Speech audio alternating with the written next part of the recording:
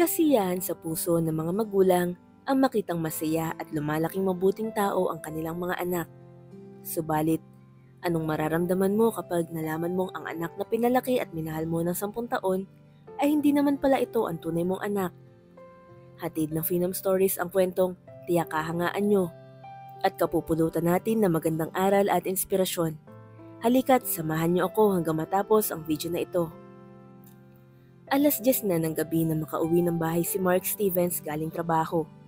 Laking gulat niya noong sinalubong siya ng kanyang anak na 8 taong gulang na si Paul.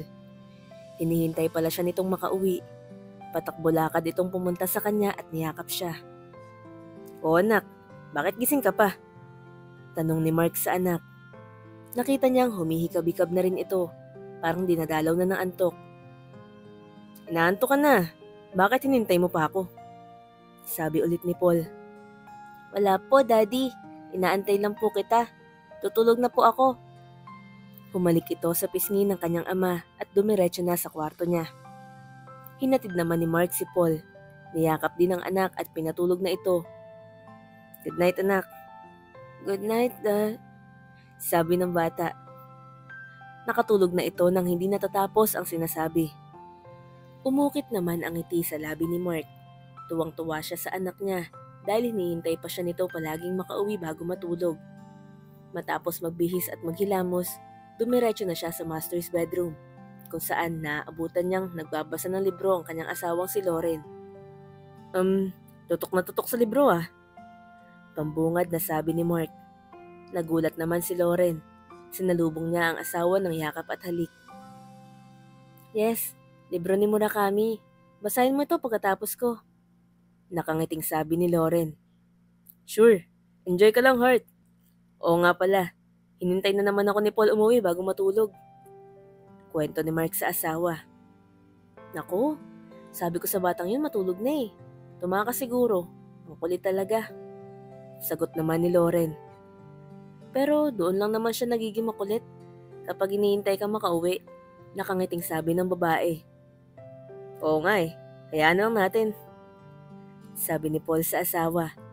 Maya-maya ay pinatay na nila ang lampshade upang makatulog na sila ng mahimbing.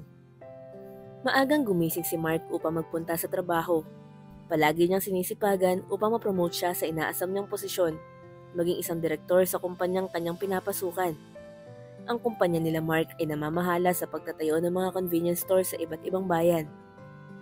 Sa trabahong ito, dapat bawat kibot at galaw ng mga taong nag-iisip at namamahala ay may kahulugan at may hangaring gustong puntahan. Minsan, alam ni Mark na nagiging workaholic na siya.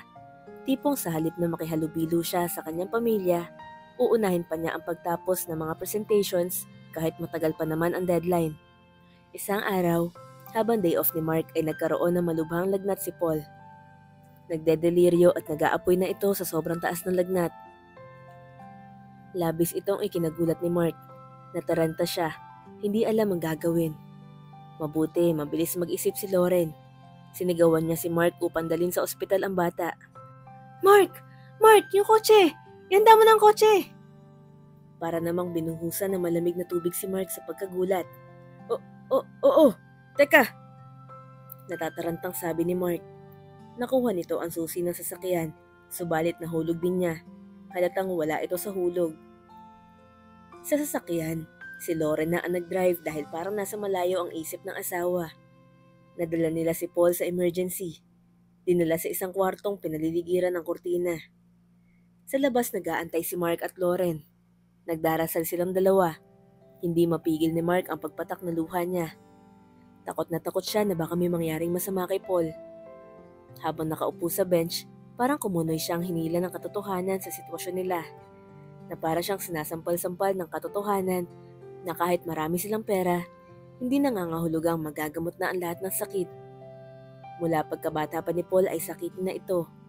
Madalas ay kinukumpara pa ni Mark si Paul sa batang siya. "Bakit kaya sakitin itong si Paul? Di naman ako sakitin dati," sabi ni Mark sa asawa. "Bakit mo ba kinukumpara sa iyo ang anak mo? Baka marinig ka niya," bulong naman ni Lauren. Pinapatahimik si Mark. Subalit, bigo silang dalawa. Narinig ito ng 8 taong gulang na noong si Paul. Nagpunta ng kwarto ang bata at umiyak ng umiyak. Naging madalas pa ang pagkukumpara ni Mark sa anak, kung paanong hindi ito athletic at malakas ang pangangatawan sa soccer at basketball. Subalit, sa isip na lang niya ito kinukumpara. Alam naman ni Paul ang lahat ng ito. Nakatanim na sa isip niyang hindi siya ang lahat ng gusto ng kanyang ama at ina. Kahit na ganito, ginagawa pa rin niya ang lahat na makakaya niya na matapatan ang expectations ng kanyang mga magulang. Noong nagkaroon ng malubhang karamdaman si Paul, nagdasal ng mataimtim si Mark sa Panginoon. Panginoon, pagalingin niyo po sana ang anak kong si Mark. Pangako po, mas magbibigay pansin na po ako sa kalusugan ng pamilya ko at palagi ko silang bibigyan ng oras. Panginoon, maraming salamat po. Matapos magdasal ni Mark, kinabukasan ay gumaling at mas mabuti na ang pakiramdam ng batang si Paul. Naisip naman ni Mark na tinupad ng Panginoon ang dasal niya. Kaya naman, naging madalas na umaalis silang tatlo sa bahay. Bumabahawi siya sa pamilya niya tuwing linggo pagkatapos nila magsimba. Nitong mga nagdaang buwan, tuwing linggo at Lunes ay gumagala silang tatlo kung saan-saan.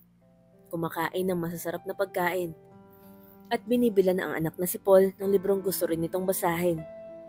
Dahil mataas-taas na rin ang posisyon ni Mark sa kumpanya, nakaipon na ito upang makapagpatayo ng malaking bahay para sa kanilang tatlo. Naging madali lang sa kanya ang lahat dahil sa tagal niya nagtatrabaho. Marami siyang mga kaibigan na maimpluwensya at makapangyarihan na tumulong sa kanya upang maayos agad ang lahat. Masayang ipinagdiwang ng pamilya ni Mark ang ika-10 kaarawan ni Paul. Namasyal sila sa theme park at sumakay sa mga rides. Tuwang-tuwa si Paul sa tanawin habang nasa taas ng Ferris wheel. Nagtuturo pa ito kahit nanginginig-nginig ang binti. Nakangiti naman sina Mark at Lauren. Natutuwa silang tinatago ng anak nila ang takot na nararamdaman habang nasa rides. Kinantahan pa nila ito ng happy birthday sa isang restaurant kasama ang mga staff. Umiilaw ang mga mata ni Paul. Nahihiya pero nag-e-enjoy sa mumunting kanta. Pumikit si Paul bago hipa ng kandila. Happy birthday anak! Sabay na sabi ng mag-asawang si Mark at Lauren. Niyakap nila ang isa't isa. Nag-wish ka ba? Ano winish mo? Usisa ni Lauren kay Paul. Sana po palagi tayong ganito.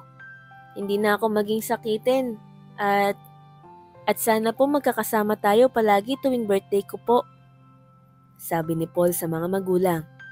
Hindi sinabi ni Paul ang huli niyang hiling, na sana ay tanggapin siya ng buong buo ng kanyang mga magulang. Mabilis namang niyakap ni Lauren si Paul, na sinundan din ni Mark. Gagawin natin yan anak. Bulong ni Mark sa anak. Isang araw, habang nasa trabaho ay nakatanggap ng tawag si Mark mula sa ospital. Pinapapunta siya dito ng family doctor nila dahil may importanteng sasabihin daw ito sa kanya. Pumayag si Mark at sinabing pupunta siya agad pagkatapos niya sa opisina. Noong matapos niya ang mga paperworks, nagtungo agad siya sa parking para magpunta sa ospital. Nang makarating siya dito, agad niyang tinanong kung asan si Dr. Mayo. Itinuro siya nito sa isang opisina. Good evening, Doc. Bago opisina niyo ah. Bati ni Mark na nakangiti sa doktor. Good evening din, Mark. Ibinalik ng doktor ang bati. Subalit, hindi nito ibinalik ang ngiti. Nakaramdam ng kaba si Mark. Natatakot siya sa maaaring sabihin ng doktor. Una nagsalita si Mark. Doc, about saan ho ba ito?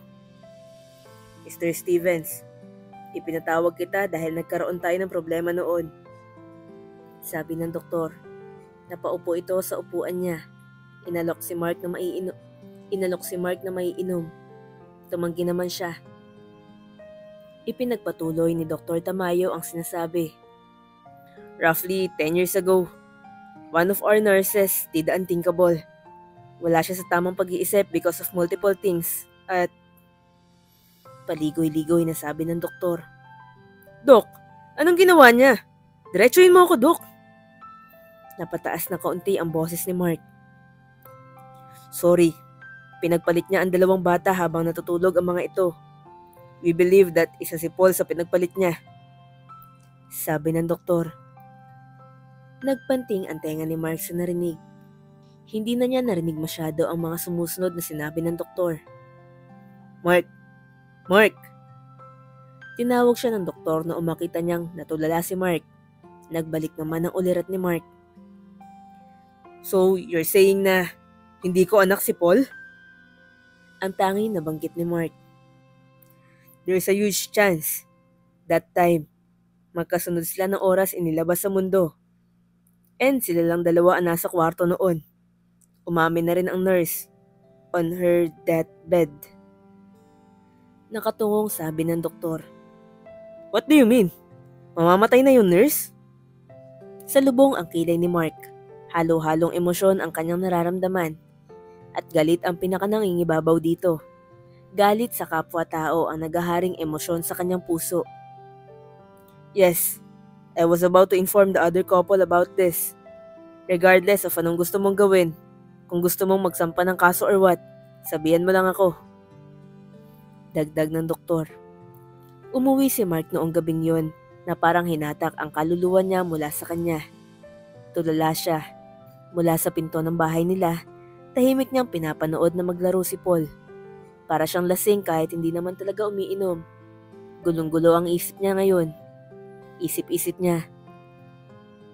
Kailangan ko sabihin kay Lauren to. Kailangan niyang malaman. Pero, naalala ni Mark kung gaano kasaya si Lauren sa tuwing magkasama sila nila Paul. Tinitingnan ito ni Lauren na parabang ito ang pinakamakinang naginto sa kasaysayan ng mga batong kumikinang. Ito ang kayamanan ni Lauren. Isip-isip ni Mark. Iniabot ni Lauren ang isang baso ng gatas sa nagbabasa na ngayong si Paul. Nakita ni Mark kung gaano kasaya ang asawa niya at nakikita niya rin kung gaano ito manlulumo sa balitang dala niya. Nagulat si Lauren na makita niya ang kanyang asawa na nasa pinto. Oh Mark, andiyan ka na pala. Bakit hindi ka pumasok? Kumain ka na ba? Tanong ni Lauren. Tumakbo naman si Paul sa kanya. Niyakap siya nito at hinalikan sa pisngi. Nagpakawala naman ng tipid ng ngiti si Mark. Oo, kumain na ako. Pagsisinungaling ni Mark. Ang totoo wala siyang gana. Wala siyang gana sa lahat. Parang naubos ang lahat ng lakas niya. Gusto na lang niyang matulog. Itulog ang lahat at umasa siyang magigising siya ng masamang panaginip na ito. Habang nakahiga siya sa kama, ay iniisip niya pa rin ang gagawin. Kung paano na ang gagawin. Kung ano ang dapat na gawin niya. O kung may dapat ba siyang gawin agad-agad. Sa huli, ang tanging na pagdesisyonan niya ay sabihin sa asawa ang lahat ng sinabi ng doktor nila. Maya-maya ay tumabi na si Lauren kay Mark. Naramdaman niyang may problema ito. Lauren, sabi ni Mark. Mark, anong problema? Kahit si Paul, alam niyang may problema ka. Sabihin mo sa akin, anong nangyari? Tanong ni Lauren sa asawa. Hindi na napigilan ni Mark ang lumuha. Lalong nag-alala ang asawa niya. Mark, anong nangyari? Bakit ka umiiyak? Pagtatanong nito, humihikbi-hikbi na si Mark. Sinusubukan niya magsalita, subalit bigo siya magbitaw ng kahit isang letra. Pinakalma muna siya ng asawa. Kinuha ng tubig. Matapos uminom ni Mark, ikinuwento niya nagpunta siya ng ospital dahil pinatawag siya ni Dr. Tamayo. Lauren, si Paul, may malaking chance na hindi natin siya anak. May nurse daw noon na pinagpalit ang anak natin sa isang bata. Sabi ni Mark, malalim ang paghinga nito. Nanlaki naman ang mata ni Lauren. Dahan-dahan siyang napahiga. Unti-unting nagugunaw ang mundo niya. Hindi na niya napigilan pa ang lumuha. Mula sa mahinang panakanakang ulan ay namuo ang bagyong patak na luha mula sa mata ni Lauren. Mga luha kung saan nakapaloob ang halo-halong emosyon na kanyang nararamdaman. Mahigpit namang niyakap ni Mark ang asawa. Hindi rin niya napigilan ang pagluha. Habang umiiyak ang dalawa, mahimbing namang natutulog si Paul sa kwarto niya. Isang araw, tumawag si Dr. Tamayo. Pinapupunta silang pamilyang Stevens upang makilala ang isang pamilyang involved sa pagpapalit ng bata. Ipinagtapat din ng doktor na namatay na ang nurse na gumawa ng karumal-dumal na gawaing ito. Galit lang ang naramdaman ni Mark tungkol sa pagkamatay ng nurse. at wala kahit katiting na awa. Kung bakit ito ginawa ng nurse ay walang nakakaalam at hindi na ito mahalaga pa ngayon. Marami ng buhay ang nagulo at taon na nanakaw pa sa kanila. Nagpunta ng ospital sina Mark, Lauren at Paul upang kitain ang pamilyang kung saan ipinagpalit ang sanggol noong si Paul at kung nasaan ang tunay na anak ni Mark at Lauren. Pagkapasok nila sa opisina ni Dr. Tamayo, nakita nila ang 5 mag-anak. Bumati ito sa isa't isa. Ipinakilala nila ang sarili. Ang pangalan ko ay Gary Brown. Sally naman ang pangalan ng asawa ko. Itong mga batang ito si Agatha at Rian at ito si Michael. Sinabi ni Gary kila Mark, Lauren at Paul.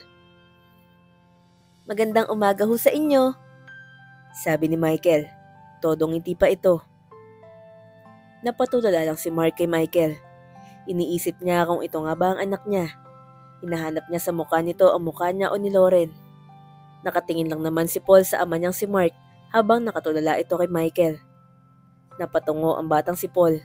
Hindi maitago ang pagtataka sa mukha. Tinapik naman ni Lauren ang asawang si Mark. Nagulat ito, pero si Lauren na rin ang nagpakilala sa kanila.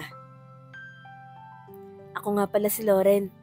Ito naman ang asawa ko si Mark at ang batang mahiyaing ito. Ang pangalan niya ay Paul.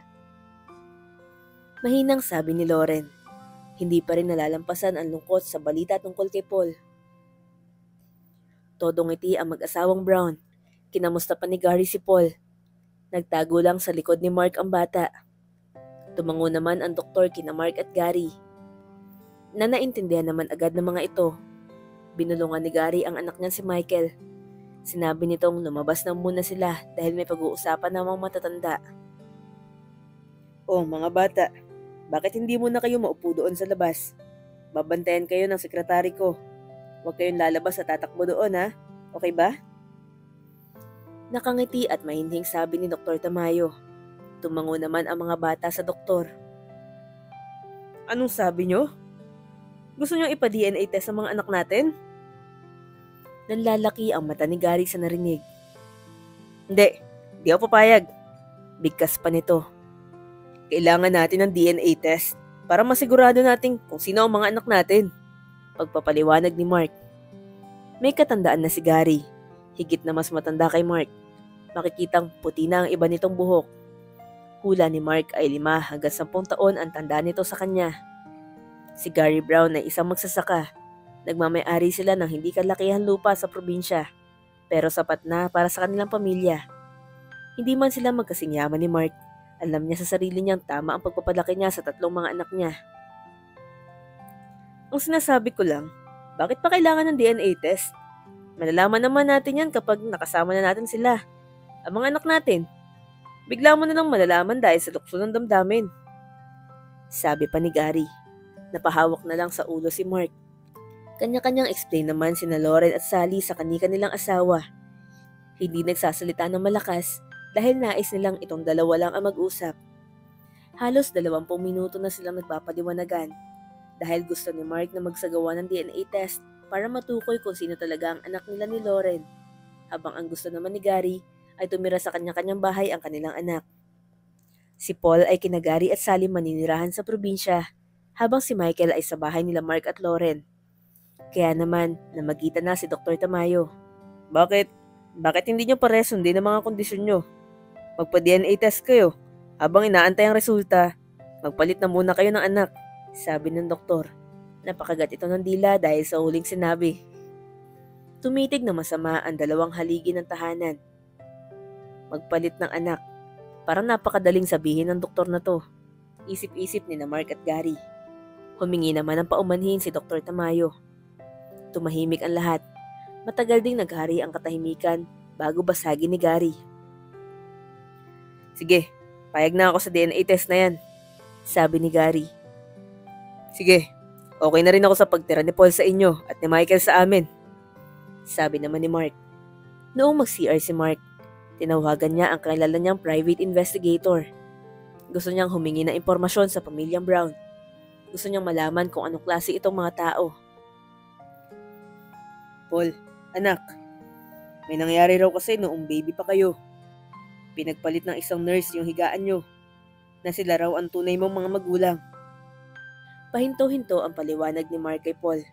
Umahagulgol pa rin si Paul habang si Mark ay nagpipigil ng luha. Lubos na rin siyang napamahal sa bata kahit na marami siyang kulang na hinahanap dito. Nagpaalam na ang pamilyang Brown kasama si Paul na umiiyak ng tahimik. Sinusubukan itong maging matatag, subalit hindi niya mapeke ang tunay na nararamdaman. Natatakot siya sa nangyayari sa buhay niya. Ngayong ibang pamilya na ang makakasama niya sa higit 1 linggo. Kahit ilang beses na ipaliwanag ni Mark at Lauren kay Paul, hindi pa rin ito maintindihan. Sabagay, paano nga naman maiintindihan ng 10 taong gulang na bata ang ganitong sitwasyon? Isip-isip ni Mark. Samantala, excited naman ang batang si Michael na magpunta sa bahay nila Mark. Hello Michael, ako si Mark at ito naman ang asawa kong si Lauren. Tawagin mo na lang kaming daddy at mommy, okay? Paliwanag ni Mark sa bata. Tumango lang ito. Yes po, okay po uncle. Nakangiting sabi ng bata. Lumipas ang ilang araw. Inobserbahan mabuti ni Mark ang batang si Michael. Natutuwa siya nakikita niya ang mga katakian niya noon at ang sarili niya dito. Si Michael ay isang malakas na bata. Mabilis itong tumakbo at gusto nitong maglaro lang sa maghapon. Subalit noong 5 araw, unti-unting tumatamlay si Michael. Napapagod na itong wala itong kalaro bukod sa sarili niya. Noong mga unang araw ay nakikipaglaro dito si Mark at Lauren. Subalit, kailangan pa rin ng padre de pamilya ang pumasok sa trabaho. Sobrang bored na ng bata. Madalas ay naiiwan pa ito kasama ang yayang tagatingin kapag kailangan lumabas ni Lauren ng bahay. Pansin naman ni Lauren na nawawala na ang sigla sa mata ni Michael. Subalit, hindi niya alam kung paano ito maibabalik. Matapos ang 1 linggo, laking gulat nila dahil sobrang aga pa, may kumakatok na sa pinto nila. Dahil si Michael ang pinakaunang nagising, pagkabukas niya ng pinto ay bumungad sa harap niya si Paul. Ngumiti si Michael. Dali-daling hinanap sa likod ni Paul ang kanyang mga magulang. Subalit, bigo siyang makita ang mga ito. Pagkalabas ni Mark mula sa kwarto, laking gulat nito na nandito si Paul sa bahay nila. Good morning, Dad, sabi ni Paul. Samantalang, good morning, Uncle, naman ang sabi ni Michael. Nagkatitigan pa ang dalawang bata. Nagulat sa pagbati nila. Nanlalaki pa rin ang mga mata ni Mark. Bakit nandito ka? Sino kasama mo? Tanong ni Mark kay Paul. Medyo agresibo itong lumapit at napahawak sa balikat nito. Nagulat naman si Paul sa ikinilos ng itinuturing niyang ama. Nangingilid ang luha sa mata ng batang si Paul. Nakita naman ito ni Lauren galing kwarto, kaya mabilis niya rin itong nilapitan para tanggalin ang kamay ni Mark at yakapin ng mahigpit si Paul. Paano ka nakarating dito sa bahay natin? Mula sa probinsya? Pag-uusisa ni Lauren. Tinuturuan niyo po ako na umuwi, Mami, Daddy. Sa ulado ko pong address natin. Sagot naman ni Paul. Nagpapahid ito ng luha. Pero, anak, ito na lang ang nasabi ni Lauren. Napansin ni Lauren na nangangayat si Paul, kaya labis itong nag-alala. Nagdadial naman sa telepono si Mark. Ipapaalam niya sa pamilyang Brown na nandito si Paul sa kanila. Bakit ang payat mo, anak? Ano nangyari sa'yo, Paul? Tanong ni Lauren. Okay naman po doon, ma'am.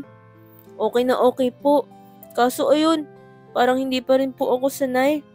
Hindi ako masasanay. Nandito po ako palagi, hindi umalis. Nakaturo si Paul sa kaliwang dibdib niya. Ang puso niya ang tinutukoy niyang hindi umaalis dito. Niyakap ulit na mahigpit ni Lauren si Paul. Habang hinihintay dumating ang pamilyang Brown, nagkwento si Paul sa naging buhay niya doon sa probinsya. Isinama raw siya ng mga ito sa pagtatanim. Subalit ang pagtatanim ng mga bata ay madalas na uuwi sa laro.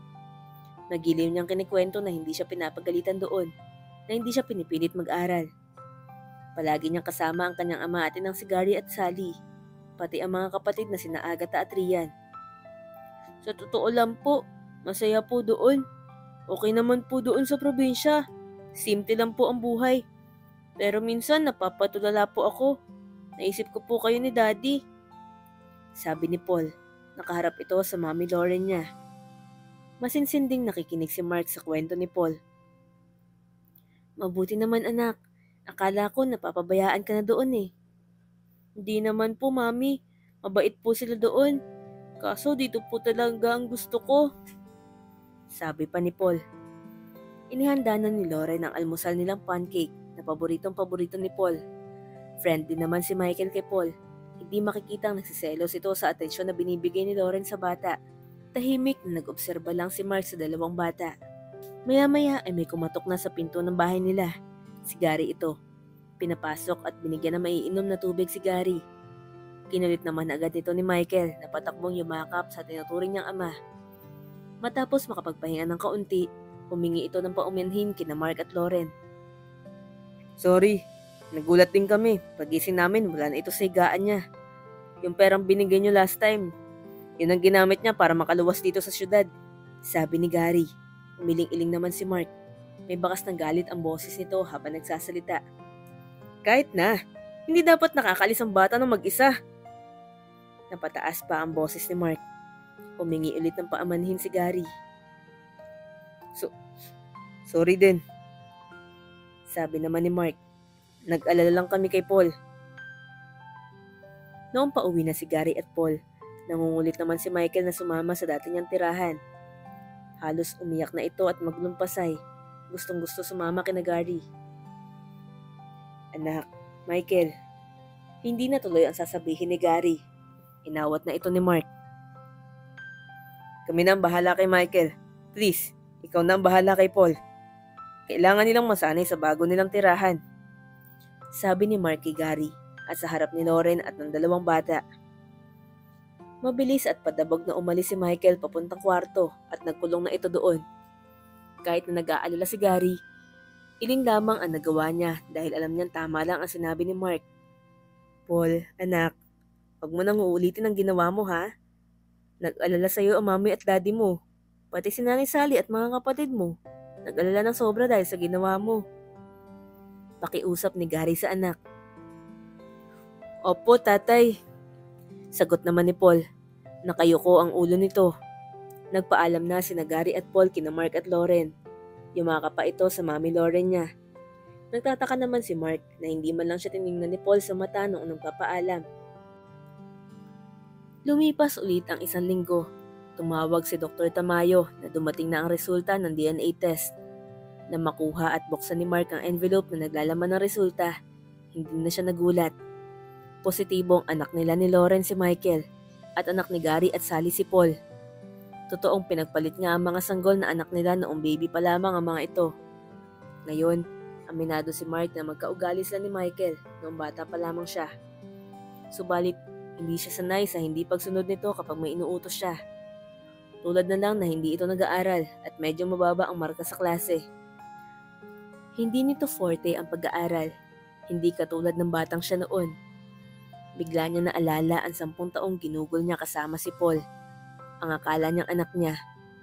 Napakasipag nitong mag-aral at palagi nitong ginagawa ang mga assignments niya kahit malayo pa ang deadline. May panghihinayang siya sa batang pinalaki niya ng 10 taon, pero hanggang doon na lang yun. Tama na ang 10 taon, isip-isip ni Mark. Tinawagan din ni Mark ang private investigator na kinontak niya at ibinalitang mabuting tao ang pamilyang Brown. At kilalang kilala ito sa bayan nila. May lupa sila sa probinsya.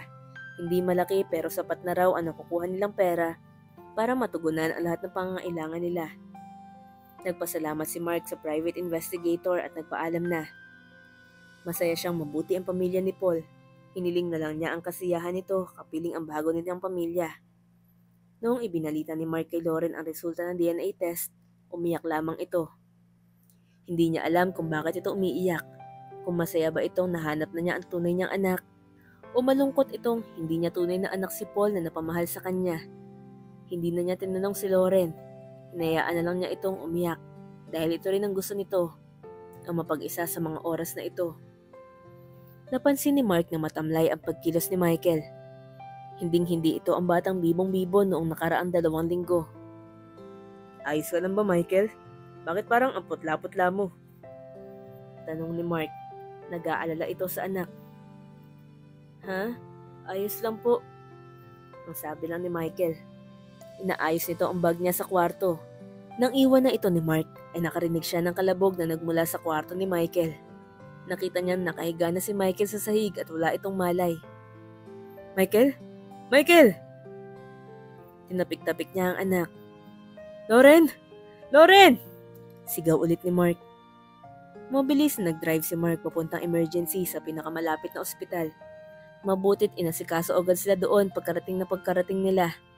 Nakakuha na rin ng kwarto si Michael at sinabing ma-admit ito dahil oobserbahan pa raw ito ng ilang araw pa. Ikinuwento naman ni Mark kay Lauren ang nangyari, na namumutla ito noong makita niya at biglan lang itong nahimatay. Parang napapansin ko rin na tumamlay si Michael, sabi ni Mark sa asawa. Ano pa nga ba? Ngayon mo lang ba napansin yun? Mahinanakit na sabi ni Lauren. Dagdag pa niya. Gabi-gabi kanya inaabangan pagka uwi mo ng trabaho. Hinihintay na makipaglaro ka sa kanya dahil sabi mo, sa susunod na lang. Puro sa susunod na lang. Eh, anong magagawa ko? Sobrang busy ko lang sa opisina.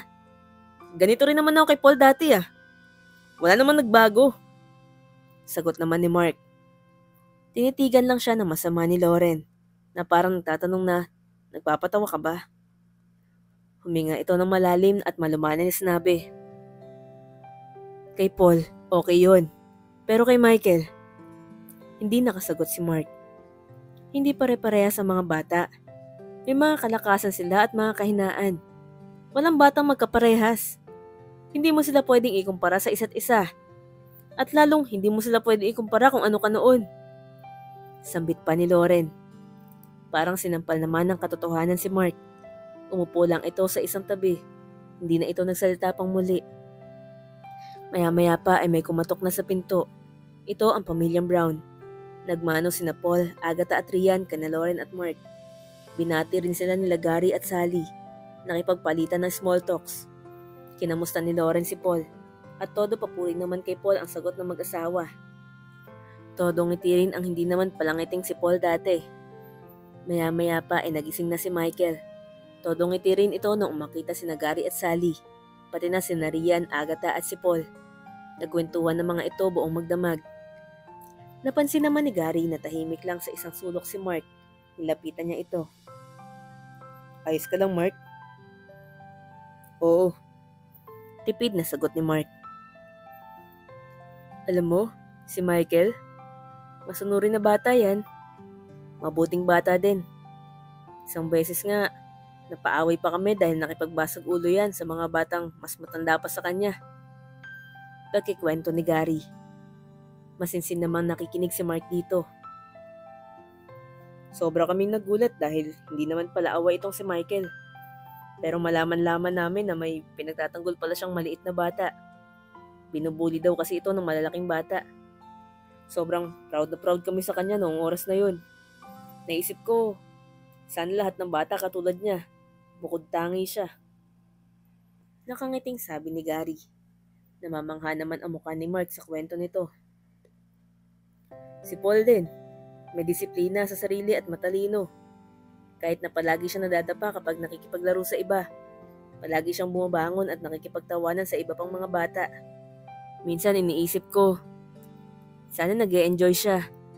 Dahil sobrang malayo ang buhay na kaya namin ibigay sa buhay na kinagisnan niya. Sabi pa ni Gary, nakangiti itong abotenga. Tumayo na si Mark mula sa sulok. Lumapit kay Paul, nakausap pa rin si Michael. Niyakap niya itong si Paul at si Michael. Nakipagkwentuhan siya sa mga ito. Anong gusto niyong merienda? Tanong ni Mark sa mga bata. Isa-isang sumagot ang mga ito. Naiisa lang din ang sinagot. Fried chicken po. Nagpaalam na muna si Mark kina Lauren, Gary at Sally. Bibili daw muna siya ng merienda. Sumama naman si Lauren kay Mark. Niyapos nito ang braso ng asawa. Matapos ang insidenteng yon, mas binawasan na ni Mark ang pagtatrabaho. Marami siyang naintindihan mula sa pangyayaring yon.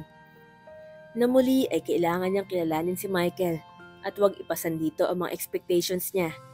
Nahayaan itong maging batang maghahanap ng sarili nitong pagkakakilanlan. Madalas na bumibisita sina Mark, Lauren at Michael sa pamilyang Brown sa probinsya. Nagsiswimming ang mga bata sa ilog, habang nag-iihaw-ihaw naman ang barbecue at iba pa ang mga matatanda. Bumalik na ang sigla ng batang si Michael. At mas masigla pa ito kaysa sa dating sigla nito. Thank you, Daddy, sabi ni Michael kay Mark. Nagulat naman si Mark. Tinawag na siyang daddy ni Michael at hindi na uncle. Pinahaba pa niya ang pag-uusap nila. Ha? Para saan? Pagmamaang-maangan ni Mark. Napumunta po tayo dito sa probinsya. Ang sarap po magtampisaw sa ilog tapos walang kasawa ang barbecue meat. Abot-tenga ang ngiti ni Michael kay Mark. Sure anak, no problem. Palagi nating ulit-ulitin ito. Nakangiting sabi rin ni Mark sa anak. Maya-maya ay si Paul naman ang lumapit. Yumakap ito kay Mark. Kamusta Paul? Nag-enjoy ka ba? Masaya ka ba? Nakangiting sabi ni Mark. Yes po, Daddy. Thank you po sa pagpunta niyo dito. Abot-tenga rin ang ngiti nito. Dali-dali itong bumalik sa paglalaro. Inabot naman ni Gary ang beer kay Mark, na kanina pa siya pinagmamasdan. Abot-tenga rin ang ngiti nito. Sa paglipas ng panahon, naging matalik na magkaibigan ang pamilya nila Mark at Gary. Palagi silang dumadalaw sa bahay ng isa't isa. At sa tuwing may okasyon ay nagpapalitan sila ng imbitasyon. Masayang-masaya ang mga bata sa relasyon na mayroon sila ngayon. Dahil sa mga pangyayari sa buhay ni Mark, ay mas lumawak ang pag-unawa nito sa mga maraming mga bagay. Lalo na sa pagpapalaki ng mga bata, na hindi dapat ipasa ng mga magulang sa kanilang mga anak ang mga pangarap at kagustuhan nila sa buhay. Hindi dapat nila ipabuhat sa mga ito ang mga ekspektasyon nila. Higit sa lahat, suportahan nila ito palagi dahil sila lang ang tanging makakagawa noon. Lalo na't sila lang ang nagpapalaki at unang humuhulma sa mga batang anak nila. Mga ka-Phenoms, nagustuhan niyo ba ang ating kwento? Comment niyo naman sa baba. Huwag niyo rin kalimutan mag-like at pindutin ang subscribe button para updated ka sa mga videos natin. Maraming salamat sa pakikinig. Hanggang sa susunod, dito lang sa Phenom Stories.